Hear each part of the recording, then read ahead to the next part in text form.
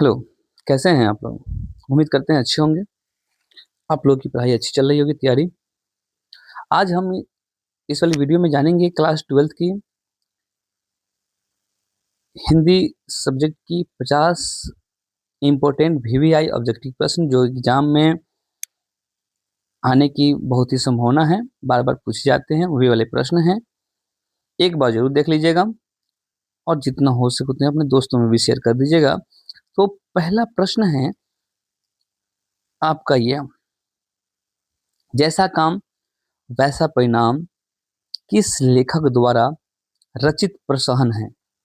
ये प्रसहन किस लेखक के द्वारा लिखा गया है? तो इसका आंसर क्या होगा आपका? कमेंट बॉक्स में बताएंगे तेजी में। चलिए, बहुत बढ़िया। इसका ऑप्शन सही हो जाएगा बाल कृष्ण भट्ट, ऑप्शन सी। आइए अगला प्रश्न देखते हैं।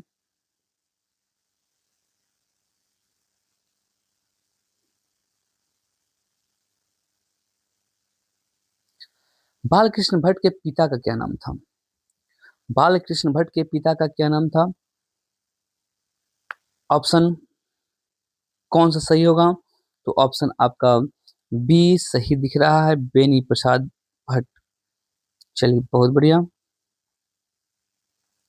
तीसरा प्रश्न है, बाल कृष्ण भट्ट किस युग के निबंधकार थे? बाल कृष्ण भट्ट किस युग के निबंधकार थे? तो इसका सही आंसर क्या होगा? तो इसका सही आंसर हो जाएगा ऑप्शन बी, भारतेंदु युग। भारतेंदु युग। आइए अगला प्रश्न देखते हैं।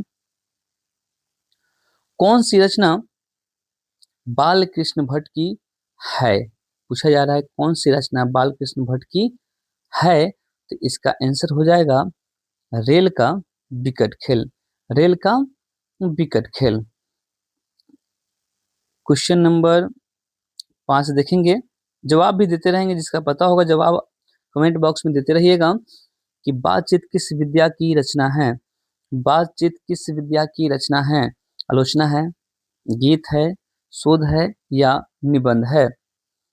तो इसका सही जवाब हो जाएगा आपका ऑप्शन डी, निबंध। ऑप्शन डी, निबंध। अगला प्रश्न है कि बाल कृष्ण भट्ट का निवास स्थान कौन सा है? निवास स्थान कौन सा है, ये पूछा जा रहा है। तो ऑप्शन हो जाएगा लखनऊ उत्तर प्रदेश, इलाहाबाद उत्तर प्रदेश, मथुरा उत्तर प्रदेश, वाराणसी उत्तर प्रदेश। क्या होगा सही जवाब? तो इसका सही जवाब है आपका option B, Allahabad Uttar Pradesh.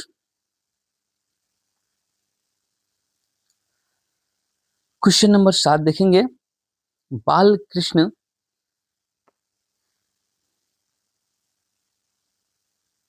Typing mistake है। बाल कृष्ण किस काल के रचनाकार है? आदिकाल का, भक्ति काल का, रीति काल का या आधुनिक काल का? तो ये आपका ऑप्शन हो जाएगा डी, आधुनिक काल। 8 नंबर क्वेश्चन है, तेजी में करेंगे क्वेश्चन हम। मलेच के अनुसार किस कर्म के बिना मानवीयता अधूरी है? किस कर्म के बिना मानवीयता अधूरी है? रचनात्मक कर्म, आत्मपरक कर्म, श्रेय श्रेय कर्म, इनमें से कोई नहीं। इसका सही जवाब क्या होगा? इसका सही जवाब आपका हो जाएगा ऑप्शन ए, रचनात्मक कर्म। रचनात्मक कर्म। अगला प्रश्न देखेंगे, क्वेश्चन नंबर 9 हो जाएगा कि मलयज छात्र जीवन में किस रोग से ग्रसित थे? मलयज जी जब छात्र जीवन में थे तो इनको कौन सा रोग हुआ था? मधुमेह हुआ था, कैंसर से ग्रसित थे, क्षय रोग से थे या हैजा से थे? तो इसका सही जवाब आपका हो जाएगा ऑप्शन सी, क्षय रोग। क्षय रोग। ये 10 नंबर प्रश्न देखते हैं। क्वेश्चन है कि मलयज ने जख्म पर धूल नामक कविता कब लिखी थी? कब लिखी थी जख्म पर धूल? तो इसका सही जवाब क्या होगा? ऑप्शन है आपके पास 1970, 1971, 1972, 1973। तो इसका सही जवाब क्या होगा?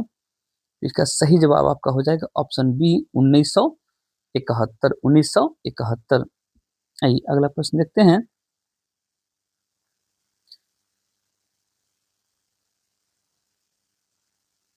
अगला प्रश्न है, मलेज की माँ का क्या नाम था? मलेज की माता जी का क्या नाम था? तो इसका सही जवाब आपके पास ऑप्शन है प्रभावती, कलावती, हीरावती या पद्मावती। इसका सही जवाब क्या होगा? इसका सही जवाब हो जाएगा option A Prabhavati. 12 number question है, कौन सी रचना मलयज की है? पूछा जा रहा है कौन सी रचना मलयज की है? रसातल यात्रा, हुंकार, जख्म पर धूल, सदियों का संताप। तो अभी हमने बताया कि जख्म का धूल, जो कि कब लिखा गया था? ये लिखा गया था 1971 में। 1971 में लिखा गया था मलयज जी के द्वारा। अगला प्रश्न है, सूचना केंद्र में लेखक को आकर्षित करने वाला अधेड़ व्यक्ति कौन था? बलभद्र मिश्रा, बलभद्र ठाकुर, बलभद्र शर्मा या बलभद्र वर्मा। इसका सही जवाब आपका हो जाएगा option B Balbhadra Thakur. Question number 14 देखेंगे, मलयज ने किस मंत्रालय में नौकरी की थी? मलयज जी किस मंत्रालय में नौकरी की थी? कृषि मंत्रालय, रेल मंत्रालय, वित्त मंत्रालय, शिक्षा मंत्रालय। क्या होगा? फटाफट बताएंगे तो फटाफट हो जाएगा आपका ऑप्शन ए कृषि मंत्रालय। आइए क्वेश्चन नंबर 15 देखेंगे, ओम प्रकाश वाल्मीकि की रचना कौन सी है? पूछा जा रहा है कि ओम प्रकाश वाल्मीकि की रचना कौन सी है? उसने कहा था कि लेखक कौन है? चंद्र शर्मा गुलेरी।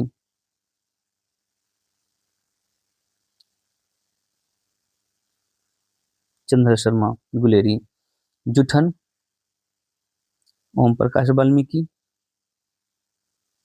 ओम प्रकाश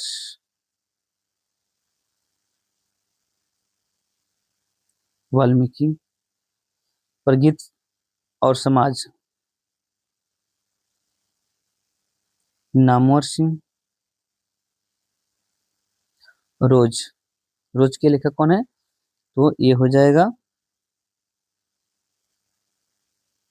अज्ञय जी। कौन है? तो अज्ञय जी, हिरानंद, सच्चिदानंद हिरानंद वात्सेन अज्ञय। देख लीजिएगा तो इसका आंसर सही जवाब हो जाएगा आपका जुठन। अगला प्रश्न है, ओम प्रकाश वाल्मीकि ने 1993 में कौन सा पुरस्कार मिला था? वाल्मीकि जी को 1993 में कौन से पुरस्कार से सम्मानित किया गया था? तो इसका सही आंसर हो जाएगा आपका डॉक्टर अंबेडकर राष्ट्रीय पुरस्कार। डॉक्टर राष्ट्रीय अंबेडकर पुरस्कार। क्वेश्चन नंबर 17 देखेंगे,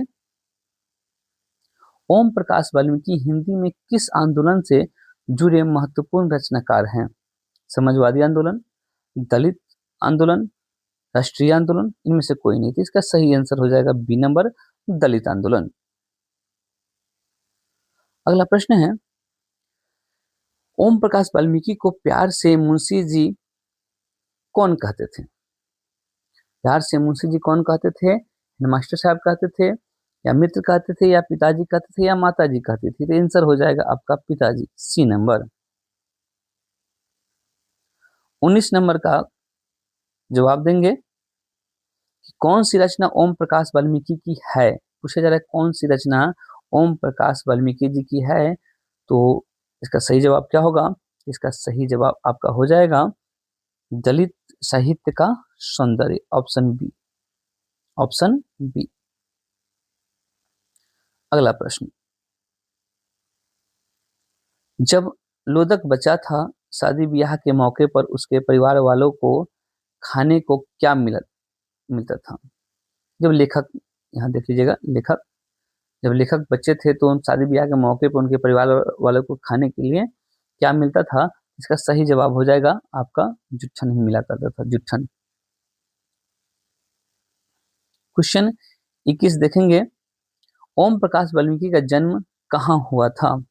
ओम प्रकाश वाल्मीकि का जन्म कहाँ हुआ था? तो इनका जन्म हुआ था बरला, मुजफ्फरपुर, उत्तर प्रदेश में। बरला मुजफ्फरनगर है, सॉरी, मुजफ्फरनगर, उत्तर प्रदेश में, ऑप्शन ए। क्वेश्चन 22, ओ सदनीरा निबंध बिहार के किस क्षेत्र की संस्कृति पर लिखी गई है? ये किस क्षेत्र की संस्कृति पर लिखी गई है? तो ये आपका ओ सदनीरा जो है बिहार के जो है चंपारण क्षेत्र की संस्कृति पे लिखी गई है। चंपारण। आंसर भी आप अपना देते रहेंगे और अपने दोस्तों में भी शेयर कर देंगे जितना हो सके उतना।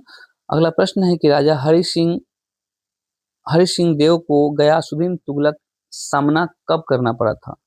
राजा हरि सिंह देव को गयासुद्दीन तुगलक से सामना कब करना पड़ा था? तो इसका सही जवाब आपका हो जाएगा 1325 में। 1325 ईस्वी में राजा हरि सिंह देव को गयासुद्दीन तुगलक से मुकाबला करना पड़ा था। क्वेश्चन नंबर 23 देखेंगे। सॉरी, 23 हो गया है, कोई ना। भगत सिंह को नौजवान भारत सभा की स्थापना कब की थी? भगत सिंह ने नौजवान भारत सभा की स्थापना कब किए थे? तो इसका सही जवाब क्या हो जाएगा? कमेंट बॉक्स में बताएंगे इसका सही जवाब क्या होगा।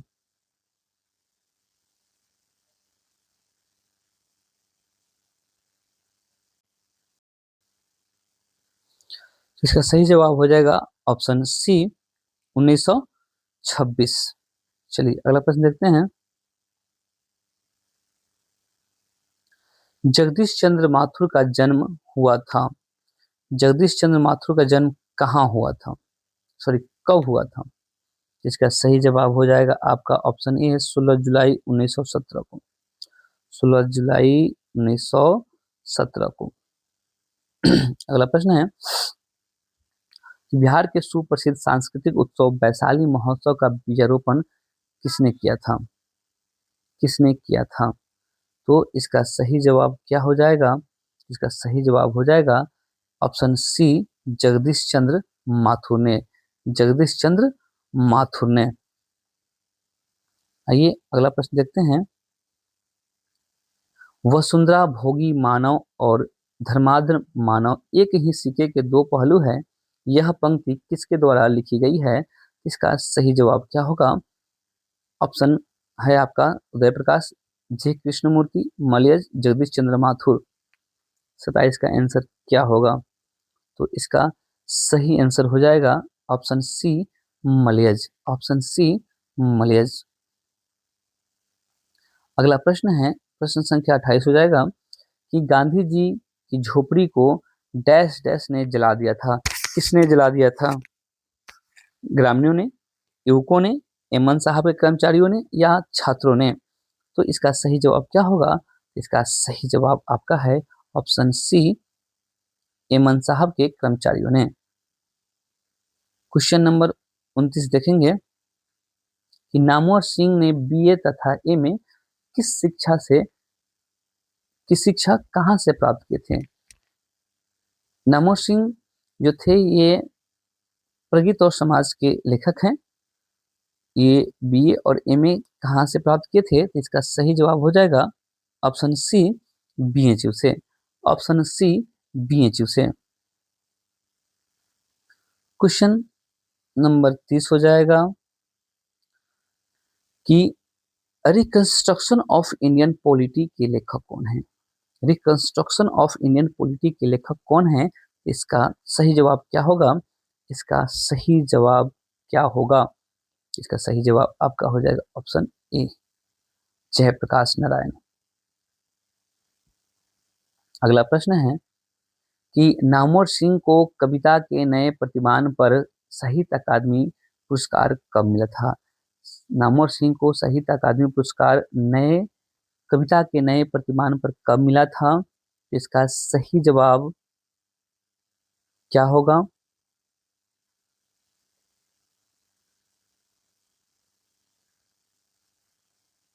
इसका सही जवाब आपका बी, ऑप्शन बी, 1971। 1971 1971। अगला प्रश्न है कि बाज की दाढ़ में आदमी का खून लग चुका है, यह किस कविता की पंक्ति है? यह किस कविता की पंक्ति है?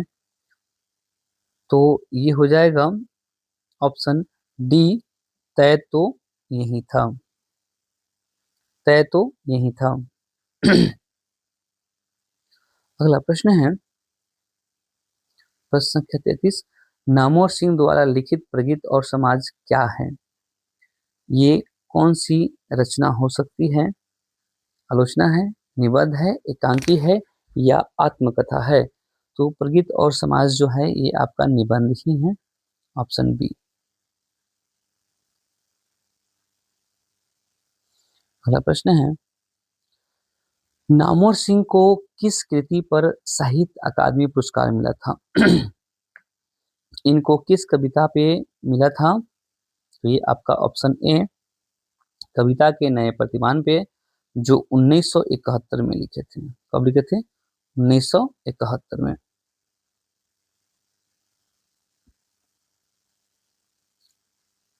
अगला प्रश्न है कि प्रगीत और समाज निबंध किस निबंध संग्रह से लिया गया है? यह किस निबंध संग्रह से लिया गया है? तो इसका आंसर हो जाएगा आपका ऑप्शन ए, दूसरी परंपरा की खोज में। दूसरी परंपरा की खोज में। प्रश्न है कि सच्चिदानंद हीरानंद वात्स्ययन अज्ञे द्वारा लिखी हुई कहानी कौन सी है? इसमें से कौन सी कहानी है जो अज्ञे जी के द्वारा लिखा गया है? तो ये हो जाएगा ऑप्शन बी, रोज। रोज कहानी जो है ये अज्ञे जी के द्वारा लिखा गया है। अगला प्रश्न है कि मालती के पति किस बीमारी का ऑपरेशन करके आए थे? तो मालती के जो पति थे वे गैंग्रीन का इलाज करते थे। गैंग्रीन एक ऐसा रोग है जो कि पहाड़ी इलाकों में हुआ करता था। पहाड़ी इलाकों में हुआ करता था और ये कांटा चुभने से हो जाता था। जिसको भी कांटा चुभता था उसका पैर काट दिया जाता था। और मालती मालती के जो पति थे जिनका नाम है महेश्वर, महेश्वर ये गैंग्रीन का ही इलाज किया करते थे। अगला प्रश्न है कि अज्ञे जी ने कितनी वर्ष की उम्र में कविता लिखनी शुरू कर दिए थे? तो ये जब 10 वर्ष के थे अज्ञे जी, तभी ये कविता लिखना क्या कर दिए थे? आरंभ कर दिए थे। रोज कहानी में अतिथि बनकर कौन आता है? इस कहानी में जो अतिथि बन के आते हैं वे लेखक ही आते हैं, जो कि मालती के दूर के रिश्ते में भाई लगते थे। क्वेश्चन नंबर 40, कौन सी कृति अज्ञे जी की नहीं है? कौन सी कृति है जो अज्ञे जी की नहीं है? तो कितनी नाव कितनी बार ये अज्ञे जी की है, सदा नीरा अज्ञे जी की है, हरी घास पर क्षण भर अज्ञे जी की है, अज्ञे जी की नहीं है तो वो है पल्लव। 41 नंबर क्वेश्चन देखेंगे कि शेखर एक जीवनी किस विद्या की कृति है? शेखर एक जीवनी जो है ये एक उपन्यास है। क्या है? एक उपन्यास है। क्वेश्चन नंबर हो जाएगा आपका 42, अज्ञे की माँ का क्या नाम था? अज्ञे जी की माता जी का क्या नाम था? तो अज्ञे जी की माता जी का नाम था बेंती देवी, ऑप्शन बी। प्रश्न है जे कृष्णमूर्ति इनमें से कौन सी रचना है? जे कृष्णमूर्ति जी की इसमें से कौन सी रचना है? जे कृष्णमूर्ति जो है ये आपका शिक्षा लिखे थे। क्या लिखे थे? शिक्षा लिखे थे। रोज अभी बताएं आपको कि अज्ञे जी लिखे हैं। बातचीत बालकृष्ण भट्ट,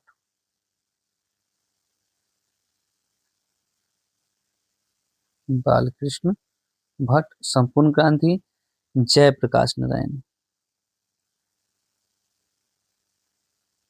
जयप्रकाश नारायण। नारायण। और शिक्षा जे कृष्णमूर्ति। आइए आगे देखते हैं। क्वेश्चन नंबर 44 है कि माँ की मृत्यु के समय जे कृष्णमूर्ति कितने वर्ष के थे। जे कृष्णमूर्ति जी की जब माता जी की निधन हुई थी तो उस समय इनकी उम्र क्या थी। इनकी उम्र मात्र 10 वर्ष थी। कितनी थी? मात्र 10 वर्ष। अगला प्रश्न है प्रश्न संख्या 45 कि जे कृष्णमूर्ति के अनुसार मानव के विचारों को, उसके संबंधों तथा उसके प्रेम को नष्ट कर देता है। क्या नष्ट कर देता है? उत्साह को, नाराजगी को, खुशी को या भय को। इसका सही जवाब क्या होगा? इसका सही जवाब हो जाएगा भय को नष्ट कर देते हैं। अगला प्रश्न है प्रश्न संख्या हो जाएगा 46 कि पीली छतरी वाली लड़की कहानी के लेखक कौन है। पीली छतरी वाले कहानी के लेखक कौन है? तो इसके लेखक हैं आपके उदय प्रकाश। कौन है? तो उदय प्रकाश, ऑप्शन ए। प्रश्न संख्या 47 जे कृष्णमूर्ति का जन्म कब हुआ था।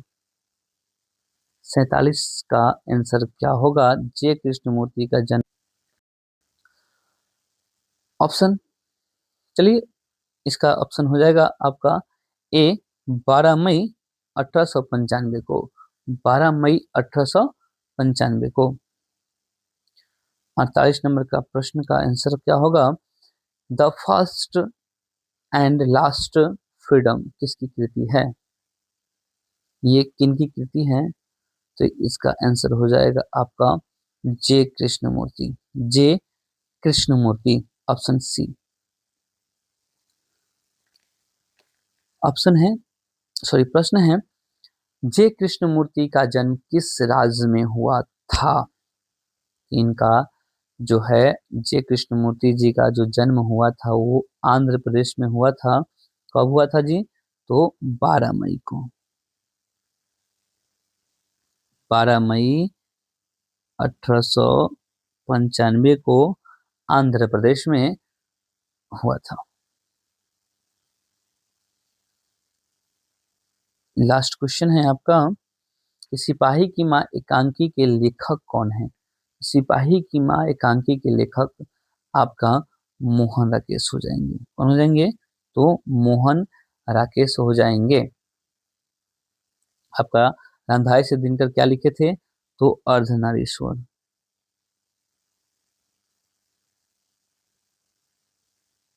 अर्धनारीश्वर।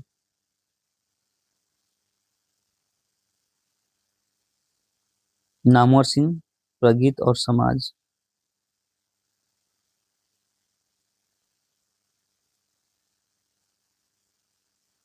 उदय प्रकाश। इसका जवाब आप कमेंट बॉक्स में देंगे कि उदय प्रकाश जी कौन सी रचना लिखे थे। Thanks for watching. मिलते हैं अगले वीडियो में।